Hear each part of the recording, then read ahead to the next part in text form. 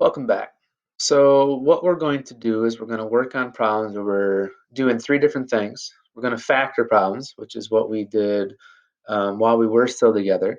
We're going to find the solutions to these problems, which is just going one step further, setting everything equal to zero, which I'll explain in a moment, and then finding the vertex.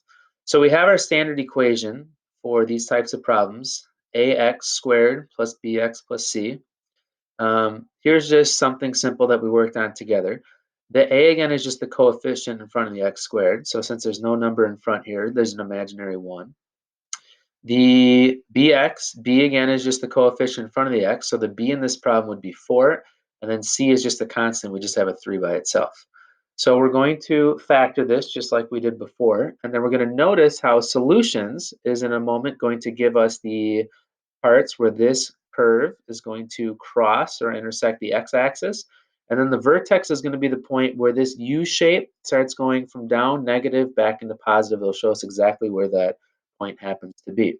I've embedded down here a link to a graphing calculator that you can use that will also help us as we're solving these problems. So as we begin factoring, this is what we had done before. The first thing we're going to do is we're going to take a look at this 3, and we need to find the factors of 3. So 3 only has 2 factors. Those factors are 1 and 3. So then again, remember the next thing we did then is we looked at this part where we're combining our like terms, which is going to be a positive 4. Since both this 3 and this 4 is positive, that means both the 1 and the 3 have to be positive, which is good because when we combine the like terms, we need it equal to 4. And when we do that here, 1 plus 3 happens to be 4. So that works out perfectly. So when we come in here now, we know that one of our numbers has to be positive 1, and we know that one of our numbers then has to be positive 3. So the new step, one of the new steps is finding the solutions. So when we do this, everything is usually typically equal to 0. If it's not, we have to move like terms, and we'll deal with that later.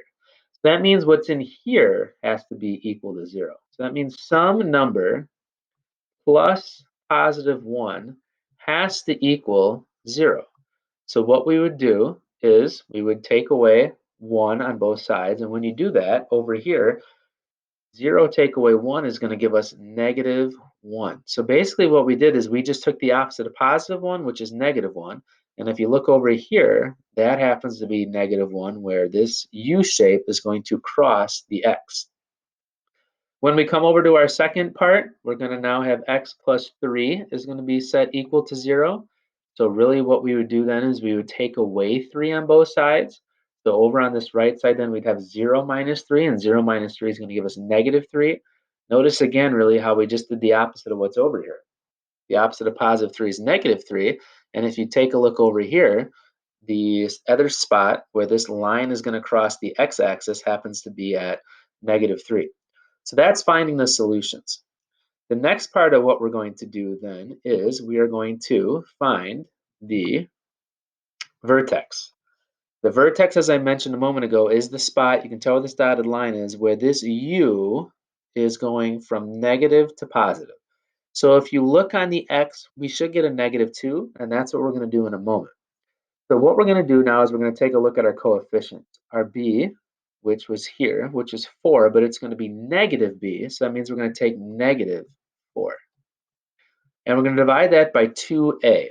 A again is the number in front of the x squared. There is no number here in front of the x squared, so it's an imaginary 1. So we're going to do 2 times 1. And that's supposed to be a parenthesis. So on the bottom then we have 2 times 1, which is 2. So when we come up here to find our answer, now we have negative 4. It's going to be divided by a positive 2. We know that a negative divided by a positive is going to be negative, and 4 divided by 2 is going to be 2. So that means the vertex is going to be negative 2. And as we saw a moment ago, as I showed you, that's what this happens to be at negative 2. So what we can do from here then is we can go to our website, the link, and we're going to type in the equation. And we're going to find the same things that we just found mathematically. When I type this in, as you notice, it's already here. Let me go back a second. So x, how do you get the squared? Well, you're going to hit this little icon that's down here. It's going to come up for you. And let me get this out of the way. It's going to come up for you. Then you're going to come over to here. You're going to get x squared. We then are going to continue by, let's get that out of the way. Going to continue by adding.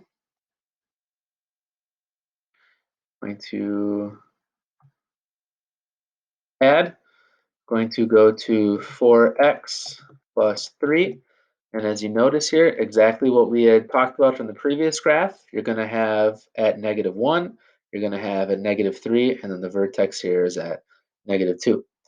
Hope that helps. If you need any additional information or resources, just reach out to me, and thanks for watching.